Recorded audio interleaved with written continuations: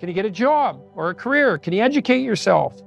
Can you regulate the draw of temptation, drug and alcohol use in particular, sexual temptation as well?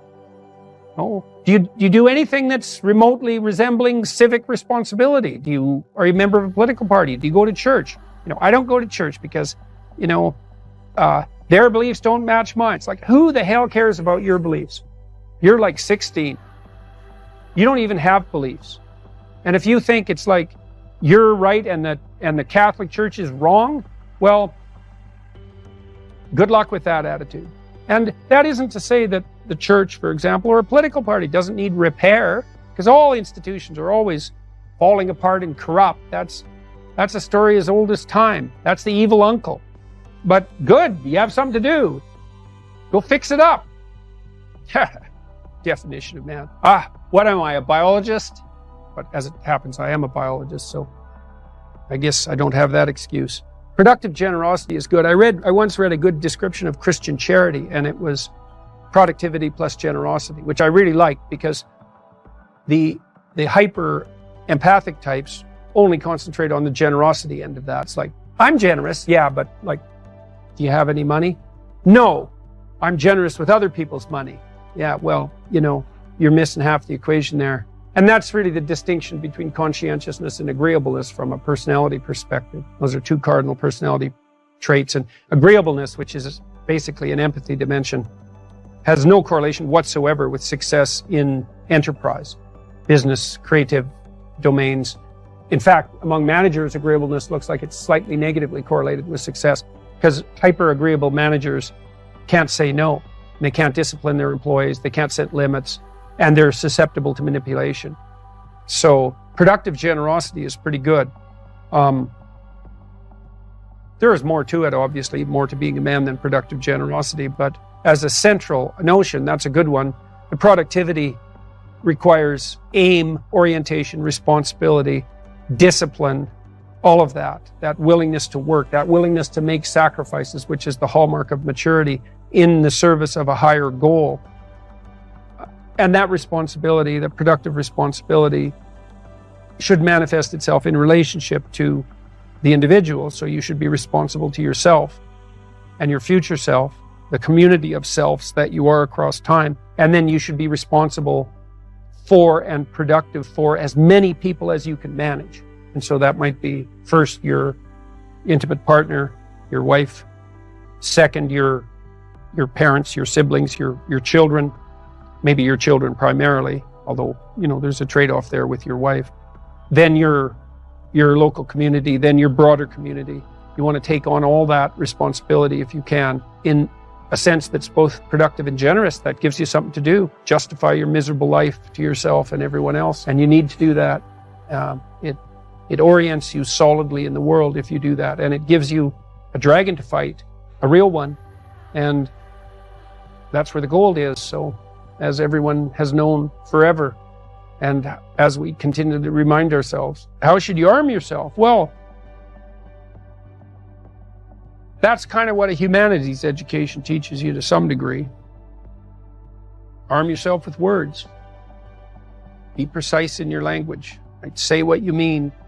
Read great men and great women. Make yourself literate. Get your tongue in order. Get it under your own control. Get rid of the ums and the likes and the you knows and the pauses. And get rid of everything you say that you only say to impress other people. And just see if you can say what you believe to be true. That's an adventure. That's the thing about the truth, If you aren't speaking the truth, well, you got to ask yourself, if you're not speaking the truth, who is it that's talking? If you're saying something that you do not believe to be true, it's not you talking. It's something else. It might be the part of you that wants to manipulate the other person into delivering what you think you want from them. Well, what is that spirit of manipulation that you've allowed to possess you? It's not you. Let's say you decide to live your whole life in that instrumental manner. You're going to craft your words like the student who says, well, I'm going to write what the professor wants to hear so I get the grade. It's like, well, you just turn yourself into that. Well, who is it that's doing that manipulating? It's not you, because those aren't your words. So even if you get the grade, it's not you that got the grade. It's the false you. It's the manipulative you. So you do that your whole life. You don't have your life. And then you think, well, God, that was a miserable life. I manipulated everybody. They were so damn stupid. They were sucked in by it. They're all contemptible. Everyone does it, which they don't, by the way. And so that's a pathway to bitterness. Partly because if you're a manipulator and you use your language falsely, you don't live your own life. You live the life of whatever possesses you when you think it's you manipulating. And so you live the life of the spirit of manipulation. And there's no difference between that in some fundamental sense and demonic possession. So if that's what you want, go right ahead. But what you miss is the adventure of your own life. Because if you say what you think, this is a really important thing to understand. You have no idea what will happen if all you do is say what you think. Because you have to let go of everything.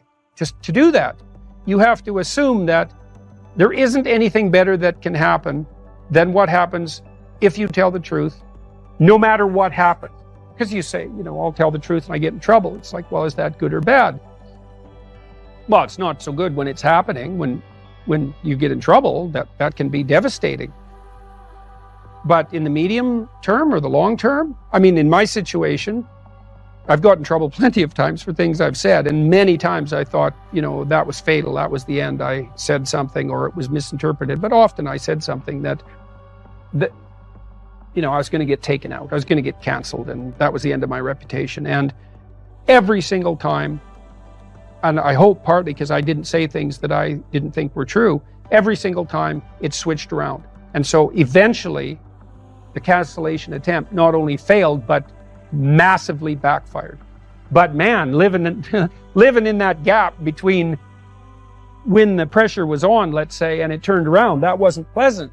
But it's certainly adventurous because you don't know what's going to happen. And maybe that is the adventure of your life, right? Imagine that the world was constituted so that the true adventure of your life emerged as a consequence of truth in speech and action. Because that would be reflective of the real you, so it would be you living.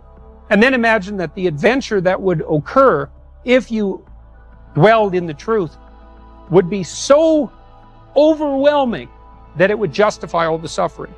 And I think that's true. The great people I know are brutally truthful to themselves and other people. And they have insanely adventurous lives. And they also get more and more and more competent. I've talked to my daughter a lot about this. My daughter runs my companies. My daughter didn't know much about business when she started, and she was pretty sick too, and she didn't know a lot. And so it was easy for people who thought they knew a lot about business to pull the wool over her eyes. But Michaela has the ability to ask stupid questions, and we've talked about that a lot. It's like, you only have to ask a stupid question once if you're alert. You ask a stupid question, and if you're in a crowd and you ask a stupid question, 80% of the people in the crowd have the same question. They're just too cowardly to ask. But you ask and then someone actually tells you, you never have to ask that question again.